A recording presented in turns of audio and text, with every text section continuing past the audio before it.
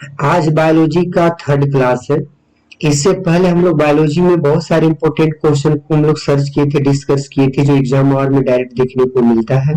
चलिए उसी को अब आगे बढ़ाते हुए हम लोग और नेक्स्ट क्वेश्चन पर चर्चा करते हैं, उसके बारे में डिटेल से जानने का प्रयास करते हैं। पिछल का क्वेश्चन हम लोग वहां तक छोड़े थे कि आधुनिक कोशिका विज्ञान के पिता किसे कहा जाता है। तो आधुनिक कोशिका विज्ञान के पिता स्वान को कहा जाता है, उन्होंने सेल नामक पुस्तक को लिखे थे। चलिए अब नेक्स्ट क्वेश्चन पर हम लोग चलते हैं कि भारतीय कोशिका विज्ञान के पिता किसे कहा जाता है। अब यहाँ पे सवाल आता है कि भारतीय कोशिका विज्ञान के पिता किसे कहा जाता है। तो याद रखिएगा, भारतीय कोशिका विज्ञान के पिता A.K. शर्मा को कहा जाता है। A.K. शर्मा के बारे में कुछ हम लोग डिटेल अध्ययन कर लेते हैं कि A.K. शर्मा आखिर है कौन। चलिए A.K. शर्मा, ये A.K. शर्मा का फुल नेम, A.K. शर्मा का पूरा नाम क्या है? अरुण कुमार शर्मा। अरुण कुमार शर्मा ये भारतीय कोशिका विज्ञान का जनक प्रोफेसर अरुण कुमार शर्मा के माना जाता है, यानी भारतीय मूल निवासी हैं। इन्होंने कोशिका के बारे में डिटेल से अध्ययन किए थे, इसलिए इन्हें भारतीय कोशिका विज्ञान के पिता इन्हें कहा जाता है। यानी भारतीय कोशिका विज्ञान के पिता कौन है? तो A.K. शर्मा, जो एक प्रसिद्ध साइटोजेनेटिक्स, कोशिका जीव विज्ञान और कोशिका रसायन शास्त्र थे और कलकत्ता विश्वविद्यालय में वनस्पति विज्ञान विभाग के प्रमुख भी रहे। यानी ये सारा चीज शिक्षा जो भी ग्रहण की तो कोलकाता से ग्रहण की, और कोलकाता में ही इन्हें बहुत बड़े पदवी पर रखा गया। कौन सी पदवी पर? तो कलकत्ता विश्वविद्यालय में वनस्पति विज्ञान, बोटनी, वनस्पति विज्ञान विभाग के प्रमुख सबसे हेड रहे थे उन्होंने। प्रोफेसर अरुण कुमार शर्मा का योगदान, उन्होंने कोशिका विज्ञान के क्षेत्र में महत्वपूर्ण योगदान दिया था। उन्होंने क्या किया था? कोशिका के बारे में सबसे इंपोर्टेंट जीवन को व्यतीत किया, यानी कोशिका के अध्ययन करने के रूप में, यानी कोशिका के बारे में डिटेल से अध्ययन उन्होंने किया। इसीलिए इन्हें भारतीय कोशिका विज्ञान के जनक के नाम से जाना जाता है। आपको मोस्ट इंपोर्टेंट क्वेश्चन यहाँ पर क्या रहेगा कि भारतीय कोशिका विज्ञान के जनक किन्हें कहा जाता है? तो याद रखिएगा A.K. शर्मा को। अब हम लोग नेक्स्ट क्वेश्चन पर चलते हैं। हम लोग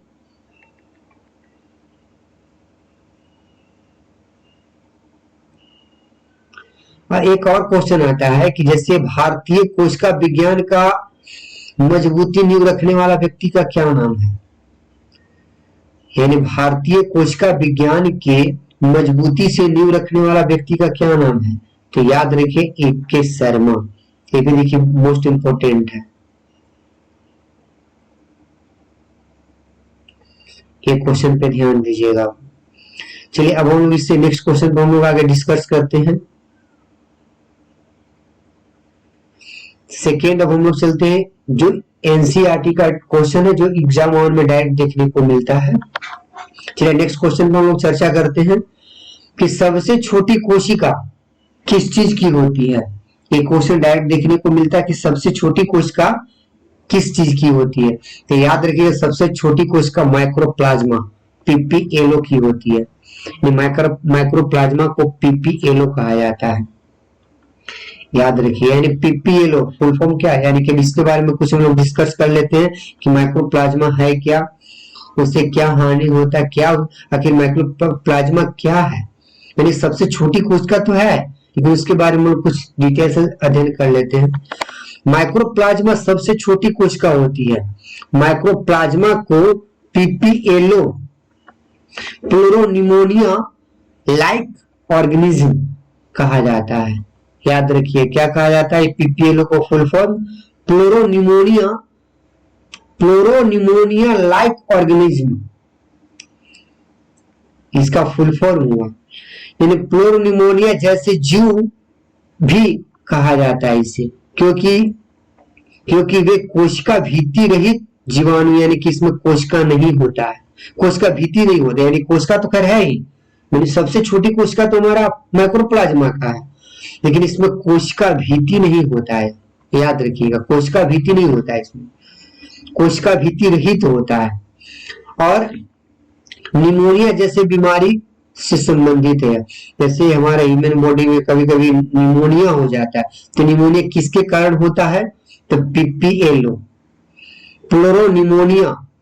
प्लूरोनिमोनिया याद रखिए, प्लूरोनिमोनिया लाइक ऑर्गेनिज्म जो है इसका जो पूरा फुल फॉर्म, तो प्लूरोनिमोनिया एक छोटा सा वायरस होती है, छोटा सा, बहुत छोटा सा, जिसके कारण हमें निमोनिया होता है। जैसे बहुत सारे बच्चे लोग को देखिए कि बच्चे, छोटे छोटे बच्चे लोग को निमोनिया हो जाता है, जिसको सर्दी जुकाम तरह तरह क्या बोल सकते हैं, तो क्या होता है? वायरस के चलते होती है। उसमें भी क्या होता है? सबसे छोटा हमारा सेल उसमें रहता हो, जो हम नंगी आंखों द्वारा देख नहीं सकते, यानी कि हमारे नाक के थ्रू हमारे अंदर चले जाता है, जिसके कारण हमें तरह तरह की बीमारी उत्पन्न कर देता है। जैसे हमारे सांस से संबंधित है हमारा पीपीएलओ।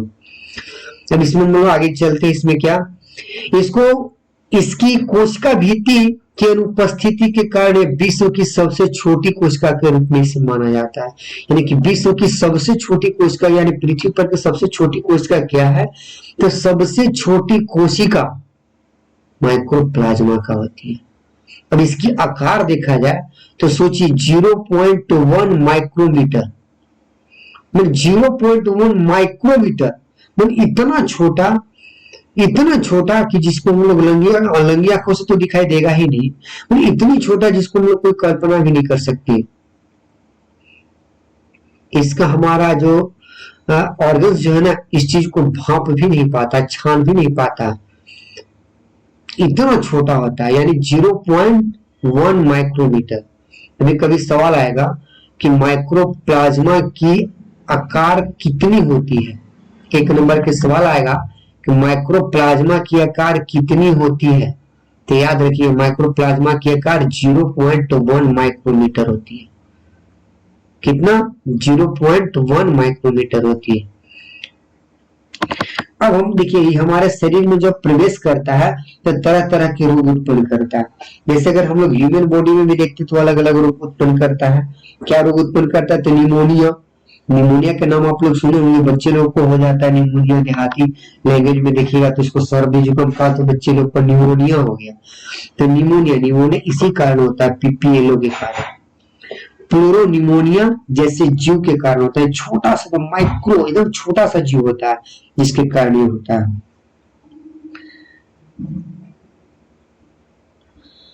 ये रोगजनक जीव है, याद रखिएगा, यह क्या है?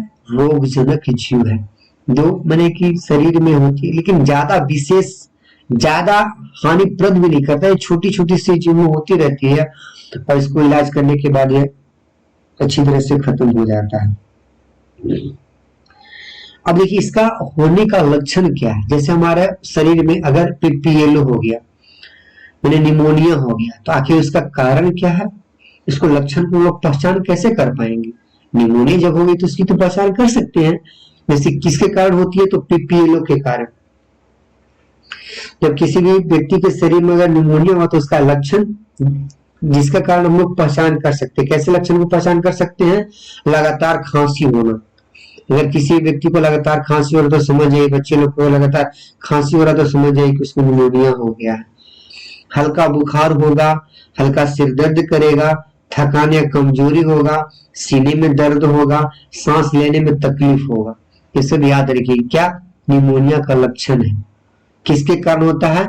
तो फ्लोरोनिमोनिया एक जीव है, जीव के कारण ही होता है। इतना छोटा जीव होता है, इतना छोटा होता है सेल, जिसको कहा नहीं जा सकता, आप देख नहीं सकते। तो याद रखिए हमारा शरीर को जो प्रभाव डालता है तो तरह तरह के हमारे शरीर में मैंने कि तरह तरह के प्रॉब्लम देखने को मिलता है। फर्स्ट नंबर में क्या देखने को मिलेगा? लगातार आपको खांसी होना प्रारंभ हो जाएगा। फिर लगातार क्या हो सकता है कि हल्का बुखार होना प्रारंभ हो जाएगा, हल्का हल्का बुखार होगा, ये नहीं कि जैसे मलेरिया हो गया तो पूरा बुखार हो गया, वैसा नहीं, हल्का हल्का बुखार आना प्रारंभ हो जाएगा। फिर सिर दर्द, आपको धीरे धीरे सिर दर्द करना प्रारंभ हो जाएगा। फिर हल्का हल्का थकान सा महसूस होगा, हरासमेंट की तरफ फीलिंग होगा कि हमें हरासमेंट हो रही है, हरासमेंट होना प्रारंभ हो जाएगा। फिर सीने में दर्द, याद रखिए सीने चेस्ट में दर्द, चूंकि ये चेस्ट से संबंधित ही है, क्योंकि हमारा जो लंग्स जो है ना कोशी को हल्का सा हल्का डैमेज करता है, हल्का हल्का, तो ज्यादा नहीं, क्योंकि सीने में दर्द होना प्रारंभ हो जाता है अगर निमोनिया होगा तो। सीने में दर्द, सांस लेने में आपको तकलीफ होगी, सांस लेने में भी आपको प्रॉब्लम होगी। जब निमोनिया किसी भी व्यक्ति को हो जाता है तो सांस लेने में प्रॉब्लम हो जाता है। तो अब भाई उसका इलाज भी तो हम लोग कर सकते हैं ना, तो इसका इलाज करने के लिए भी हम लोग देख सकते हैं, इलाज कर सकते हैं। अगर आप देखिएगा तो हम लोग इसको इलाज भी कर सकते हैं। अब इलाज करने के, अब इसको लोग बाहर में जाके कभी डॉक्टर को दिखवाते हैं, ऐसे वैसे तरह तरह के डॉक्टर लोग हमें क्या करते हैं, इंजेक्शन देते हैं, सुई दवाई करते हैं, बहुत सारे वहां दिखवाना पड़ता है, चेक करवाना पड़ता है, तरह तरह की चीज होने लगते हैं। अब जैसे कि अब मान लीजिए इसको बचने का भी उपाय अगर देखा जाए तो अलग अलग रूपों में हो सकता है कि हाँ, अगर हम लोग आयुर्वेदिक हिसाब से अगर देखा जाए तो तुलसी हो गए, सोठ हो गया, और तुलसी के पत्ता, सोठ हो गया, जो वैसी चीज जो हमारा हार्ट को स्ट्रॉन्ग कर सकते हैं। हाँ, यहाँ पर आप देख सकते हैं कि अर्जुन का छाल भी इस चीज में आपको ज्यादा हेल्प करेगा। अर्जुन का छाल वो भी आपको हेल्प करेगा, बहुत ज्यादा हेल्प करेगा इसको।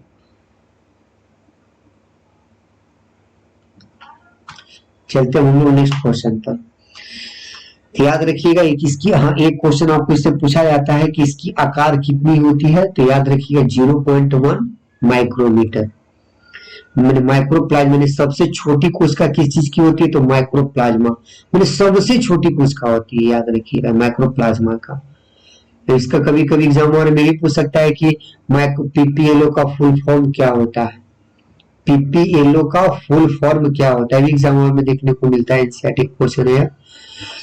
प्लूरोनिमोनिया लाइक ऑर्गेनिज्म, याद रखिएगा। एक और भी इसमें क्वेश्चन डाल सकता है कभी कभी कि इसकी आकार कब होती है, तो 0.1 माइक्रोमीटर।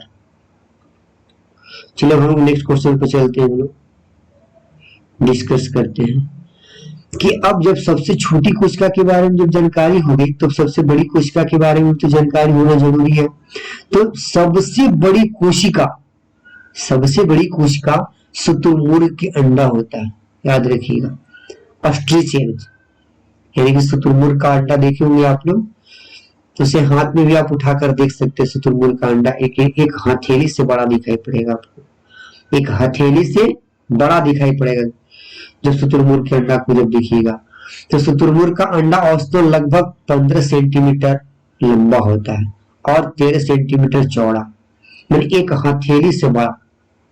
एक हथेली जो आप देख रहे हैं इससे बड़ा होगा आकार में देखा जाए तो, यानी कि 15 सेंटीमीटर लंबा होता है, लंबाइया इसका 15 सेंटीमीटर और चौड़ैया 13 सेंटीमीटर, यानी कि 6 इंच लंबा और 5.1 इंच चौड़ा होगा। तो आप खुद सोच सकते कि हमारा हथेली से बड़ा होगा। जब हम लोग हथेली पर लेंगे तो एक हथेली से बड़ा हो जाएगा, एक बड़ा सा कटोरा देख रहे होंगे ना, वो कटोरा भर के हो जाएगा।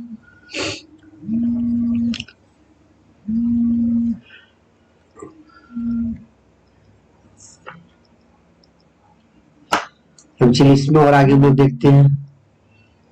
यह किसी भी जीव, यानी कि यह जो हमारा ऑस्ट्रिच एग जो है, ये सबसे बड़ी हमारा सेल है। जो शुतुरमुर्ग के जो अंडा जो दिखाई दे रहा है सबसे बड़ा हमारा सेल है। अब इसमें क्या होती है, ये क्या, यह किसी भी जीवित पक्षी का सबसे बड़ा अंडा है। जितने हमारा पक्षी जो होते हैं, सबसे पक्षियों में सबसे बड़े अंडा अगर देखा जाए तो ऑस्ट्रिच एग का होता है, इससे बड़ा और कोई पक्षी का एग नहीं होता है। ये भी सवाल यहाँ से आ सकता है कि सबसे बड़ा अंडा कौन सी पक्षी का होता है, याद रखिएगा सबसे बड़ा अंडा कौन सी पक्षी का होता है, तो याद रखिएगा शुतुरमुर्ग के अंडा जो सबसे बड़ा होता है।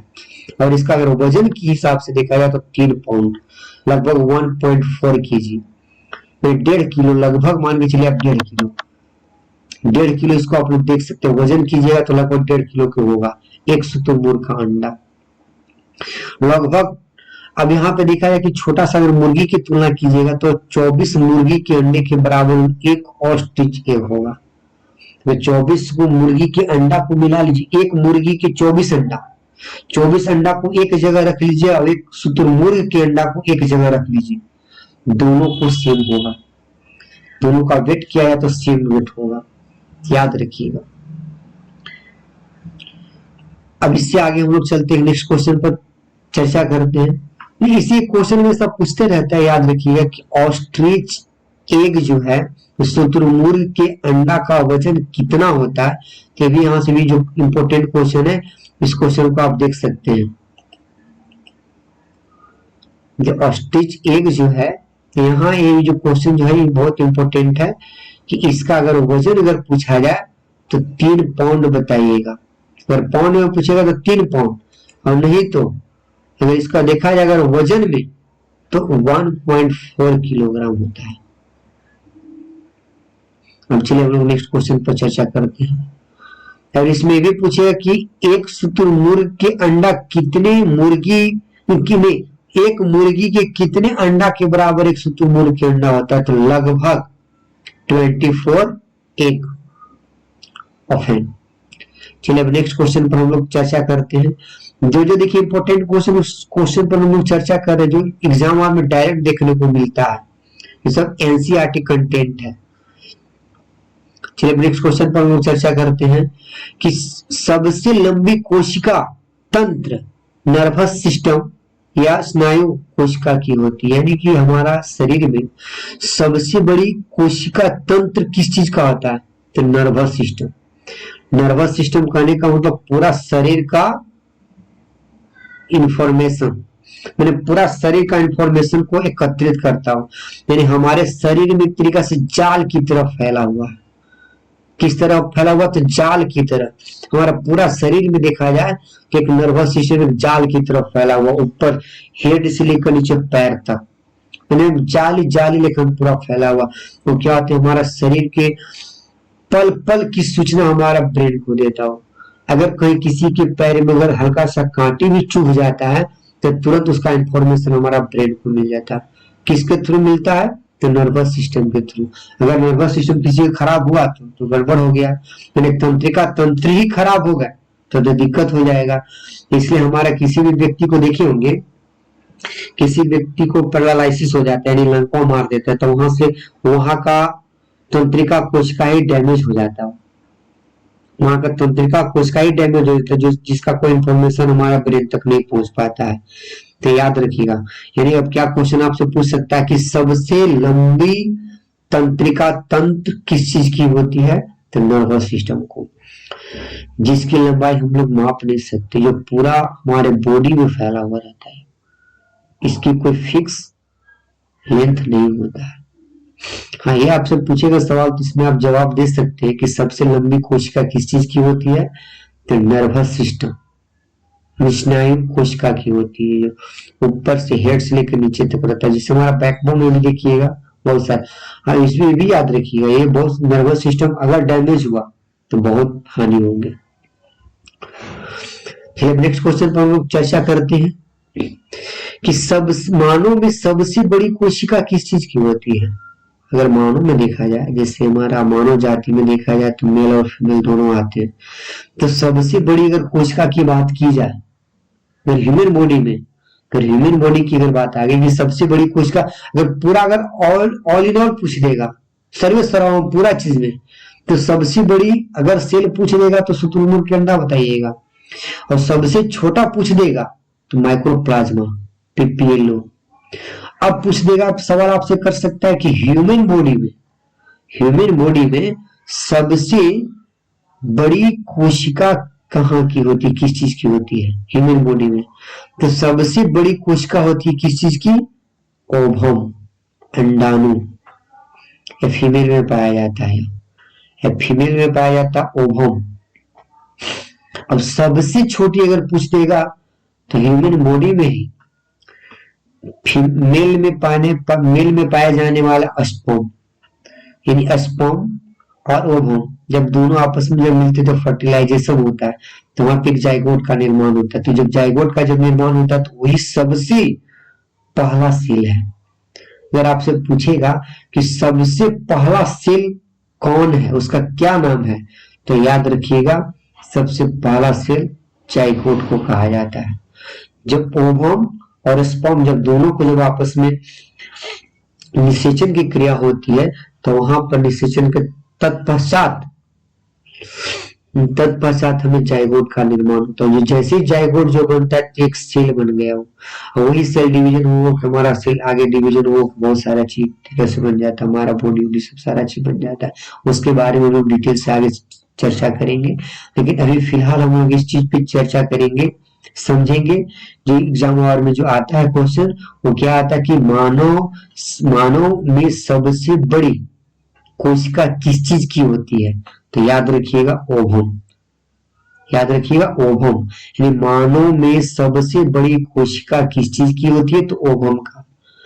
अगर पूछ देगा कि मानव में ही सबसे छोटी कोशिका किस चीज की होती है, तो स्पर्म का।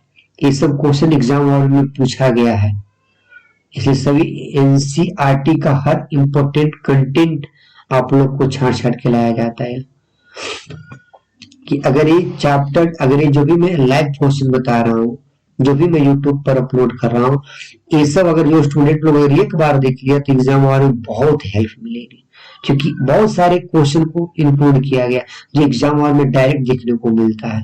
जैसे पूछ सकता है कभी कि मानव में सबसे छोटी कोशिका किस चीज की होती है, एग्जाम वाले में पूछा गया क्वेश्चन है तो उसे बताना होगा स्पर्म का। सबसे बड़ी अगर पूछ देगा तो ओवम का।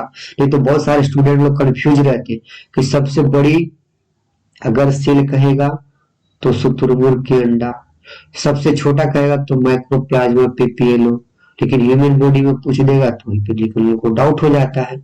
तो याद रखिएगा ह्यूमन बॉडी में सबसे बड़ी कहेगी तो ओवम और सबसे छोटी कहेगी तो स्पर्म। याद रखिए मेन इंपॉर्टेंट क्वेश्चन है। हम लोग नेक्स्ट क्वेश्चन पे चलते हैं। नेक्स्ट क्वेश्चन क्या है कि तंत्रिका कोशिका में किसी भी प्रकार का विभाजन नहीं होता है। बिल्कुल बात सही है, क्योंकि तंत्रिका तंत्र में किसी भी प्रकार का कोई विभाजन नहीं होता। जैसे हमारा ब्रेन में जो तंत्रिका तंत्र है, जो बैकबोन जो है उसमें भी, उसमें हमारा क्या तंत्रिका तंत्र के अंतर्गत ही सारा चीज आता है। इसीलिए आप कभी देखे होंगे कि कोई व्यक्ति को जब बाइक वगैरह चलाते हैं तो बाइक चलाने के क्रम में वो हेलमेट पहन के चलते हैं। हेलमेट क्यों पहनते हैं? क्योंकि हमारा जो ब्रेन जो है, ब्रेन में जो अंदर जो तंत्रिका कोशिका है उसको सुरक्षा प्रदान करे। नहीं तो अगर हमारा पूरा बॉडी में कट फट गया कोई दिक्कत नहीं होगी, लेकिन अगर जैसे ब्रेन में अगर चोट लग गई तब भाई बहुत दिक्कत हो जाएगा, तब तो आदमी को तो रिकवर करना दिक्कत हो जाएगी। क्यों? क्योंकि हमारे ब्रेन में जो है ना कि सेल डिवीजन नहीं होती। क्यों नहीं होती? कि कोशिका तंत्र उसमें, अरे उसमें मेरे कोशिका विभाजन नहीं हो पाती है,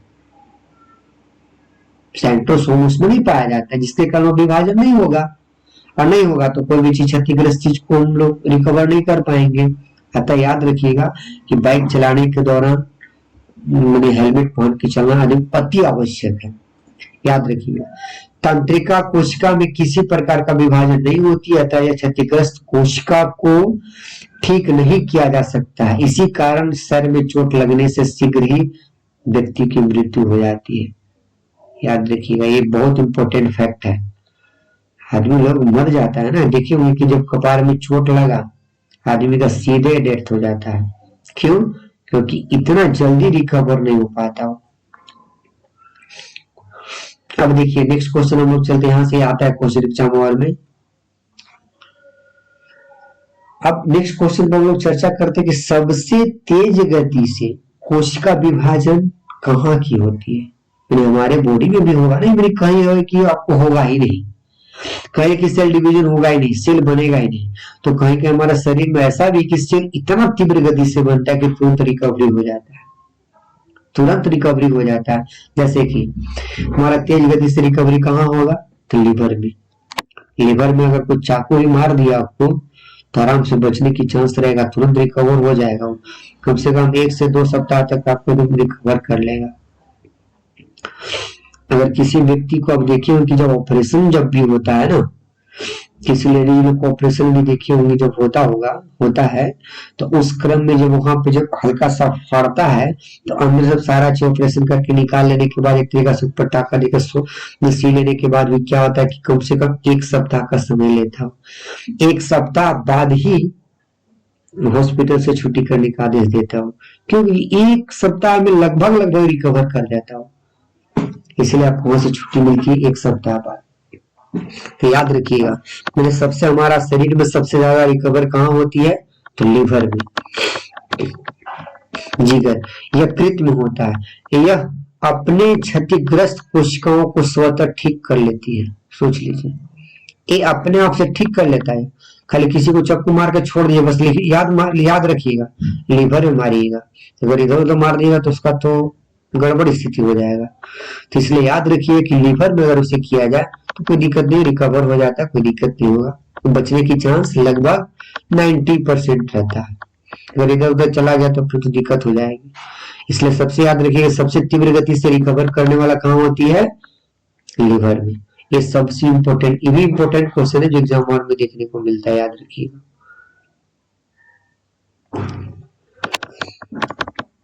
अब नेक्स्ट क्वेश्चन चलते हैं हम लोग कि मानव शरीर की एकमात्र कोशिका है जो अपना आकार बदलती है। कौन है, तो डब्ल्यूबीसी। डब्ल्यूबीसी एक ऐसा है जो कोशिका जो अपना आकार को बदल देता। हमेशा जब शरीर में तो अलग अलग प्रकार से आकार बदलते रहता हो, जब भी देखिएगा तो भी एक तरीका सीधे सुधर हमेशा अपना आकार चेंज करके अलग अलग रूपों में कार्य करना रहता है। जो डब्ल्यूबीसी जो हमारे शरीर में पाया था, व्हाइट ब्लड सेल, आप देखे होंगे क्या होता है कि जैसे रोग प्रतिरोधक क्षमता इसको भी बुलाया जाता है। हमारे शरीर में डब्ल्यूबीसी की मात्रा ज्यादा है तो आपको रोग से लड़ने की क्षमता अत्यधिक है, आप पर कोई रोग इफेक्ट नहीं डाल पाएगा।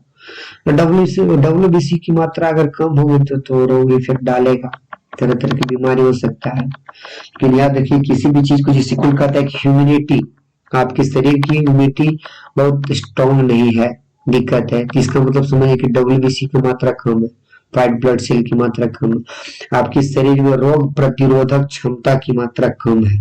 इसलिए रोग प्रतिरोधक क्षमता को बढ़ाने के लिए आप तत्पर रहिए हमेशा। तो किसी भी रोग से लड़ने की क्षमता होती है, ये अपना आप आकार बदल लेता है। अगर एक बार बोल गया तो अपना आप आकार बदल के अलग अलग रूपों में हमेशा चेंजिंग करते रहता है। ये भी बहुत सारे इंपॉर्टेंट क्वेश्चन है, ये भी जो इंपॉर्टेंट क्वेश्चन है इसे भी याद रखिएगा। देखिए, इसमें जितने भी सारा में जो इंपॉर्टेंट फैक्ट बता रहे सब एनसीईआरटी में, एनसीईआरटी से देखने को मिलता है और सब एनसीईआरटी कंटेंट है। जितने भी हम सारा बता रहे सब खाली एक बार अगर आप देख लीजिएगा तो एग्जाम हॉल में जाकर बैठिएगा तो लगेगा कि हाँ कुछ चीजें पढ़ कर आए, जो एग्जाम हॉल में डायरेक्ट देखने को मिलता है। क्या तो इस चैनल को बच्चे लोग सब्सक्राइब करें, जो पढ़ने में, जो स्टूडेंट लोग एग्जाम देने चाहते हैं, जो एग्जाम कंपटीशन की तैयारी करते हैं, वो सब व्यक्ति लोग यहाँ विशेष करके इस चैनल को सब्सक्राइब कर लें। अगर किसी स्टूडेंट को जो अगर प्रॉब्लम हो, किसी भी चीज पे डाउट हो तो कमेंट बॉक्स में आप लिख सकते हैं। हाँ, अब मैं इसका कुछ पीडीएफ भी अपलोड कर देता हूँ कि जितने भी हमारा एमसीक्यू जो एग्जाम हॉल में जो पूछा गया है, इस वीडियो के बाद में एमसीक्यू लाऊंगा। नेक्स्ट वीडियो जो मैं अपलोड करूंगा इसका एमसीक्यू कहाँ कहाँ क्वेश्चन, इंपॉर्टेंट क्वेश्चन कितना पूछा गया है उसका सीरीज लेकर आऊंगा, यानी एमसीक्यू जो पीवाईक्यू के फॉर्म में रहेगा। तो कहाँ कहाँ एग्जाम और किस किस टाइप से क्वेश्चन पूछेगा उसका एक सीरीज लेकर आऊंगा, उसका भी एक बार देख लीजिएगा। उसका पीडीएफ भी हम अपलोड कर देंगे, यानी कमेंट बॉक्स में देखिएगा नीचे डिस्क्रिप्शन में, तो आपको लिंक दिया हुआ रहेगा। इसमें आप जिस किसी को प्रॉब्लम हो तो आप व्हाट्सएप पर मैसेज कर सकते हैं, व्हाट्सएप का भी लिंक दिया हुआ है इसमें, टेलीग्राम का भी लिंक दिया हुआ है और इसमें पीडीएफ को भी लिंक, पीडीएफ का भी इसमें लिंक डाला हुआ है कि जो आप पीडीएफ को भी डाउनलोड कर सकते हैं। अगर जिस किसी को जहां जिस पॉइंट पर अगर डाउट हो, प्रॉब्लम हो, अगर उसे समझ में नहीं आता है तो आप कमेंट बॉक्स में लिख सकते हैं, हम बेझिझक आपको सवाल का जवाब देने के लिए तत्पर रहेंगे। मैं खुद प्रयास कर रहा हूं कि जो भी स्टूडेंट अगर हमसे मिलेंगे, तर्क करेंगे, हम उसको और डिटेल से समझाने का प्रयास करेंगे, जो कि एनसीईआरटी कंटेंट आसान नहीं होता है, उसको समझना आसान नहीं होता है। मैं प्रयास पूर्ण रूप में करूंगा कि आपको समझा दूं। अब सब जो भी मैं कंटेंट बता रहा हूँ सब एनसीईआरटी जो एग्जाम और पूछा गया है, यही सब एग्जाम और पूछता भी है क्वेश्चन, इसलिए विशेष करके ध्यान दें। अगर ये वीडियो आपको अच्छे लगते हैं तो इस चैनल को सब्सक्राइब करें, शेयर करें।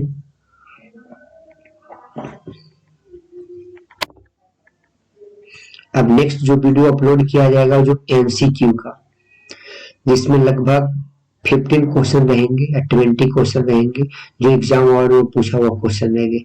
आप लोग प्रयास कीजिए कितने चीज समझे हैं, हम कितने क्वेश्चन को सही कर सकते हैं, इस चीज को आप मिला मिला कर देखिएगा। जो मैं क्वेश्चन को जो अपलोड करूंगा, एमसीक्यू जब चलूंगा, तो उस क्रम में आप देखिए कितने क्वेश्चन को आप सही कर पा रहे हैं, और जो एग्जाम और पूछेगा तो कितने क्वेश्चन को आप टेक ऑफ कर सकते हैं, कितने क्वेश्चन को आप सही टिक कर सकते हैं। इस चीज को विशेष करके ध्यान दीजिएगा।